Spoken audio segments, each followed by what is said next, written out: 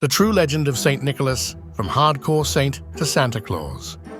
Ah, Santa Claus, the jolly man in red who brings gifts, spreads cheer, and eats an alarming number of cookies in one night. He's the star of Christmas, the MVP of holiday magic, and the guy we can all agree is way too lenient with the naughty list. But what if I told you? The real Santa Claus wasn't a cookie-eating pushover. Nope. The OG Santa, St. Nicholas, was more like a theological action hero mixed with a secret agent of charity. He didn't just give gifts. He slapped heretics, saved lives, and straight up changed history. Let's start at the beginning. St. Nicholas was born in the late 3rd century in what's now Turkey. And spoiler alert, he was rich, like trust fund baby levels of rich.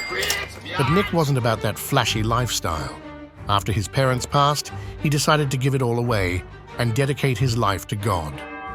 He became a bishop, rocking the ultimate glow-up, from spoiled kid to full-on religious leader. But don't let the holy robes fool you. Saint Nick was hardcore. Here's one of his most famous stories. There was this poor family with 3 daughters who couldn't afford dowries. Back then, no dowry meant no marriage, and no marriage meant a life of, let's call it, economic insecurity. Help me, I'm poor. Saint Nick heard about this and was like, hold my crozier. Legend says he threw a bag of gold down their chimney or into a sock drying by the fire. Either way, the guy essentially invented stocking stuffers. And he didn't just do this once, he did it 3 times. The man was on a generosity streak. Now here's where things get spicy. In 325 AD, St. Nick attended the Council of Nicaea, a big meeting of church leaders to settle theological debates. Apparently, Nick wasn't here for heresy, and by wasn't here, I mean he slapped Arius in the face. Oh! That's right. St. Nick threw hands at a church council. Talk about making the naughty list. The other bishops were like, Nick, you can't just slap people.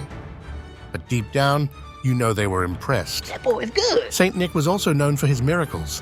Some were heartwarming, others were, well, weird. Once, sailors caught in a storm prayed to St. Nick for help. Legend says he appeared out of nowhere, calmed the sea, and saved their ship. But then there's this story. A butcher murdered 3 kids, stuffed them in barrels, and planned to sell them as ham. Nick was like, nope, not on my watch, and brought the kids back to life. So yeah, St. Nick didn't just save Christmas, he saved lives. Fast forward a few centuries, St. Nick's reputation as a gift giver and miracle worker spread across Europe. People loved him so much, they made him the patron saint of, well, everything.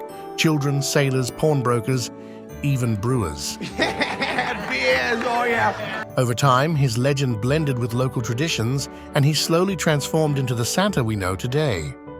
Somehow, we went from hardcore saint to guy who eats cookies and hands out PlayStations, so the next time you see Santa Claus, remember, he's not just a jolly old man in red.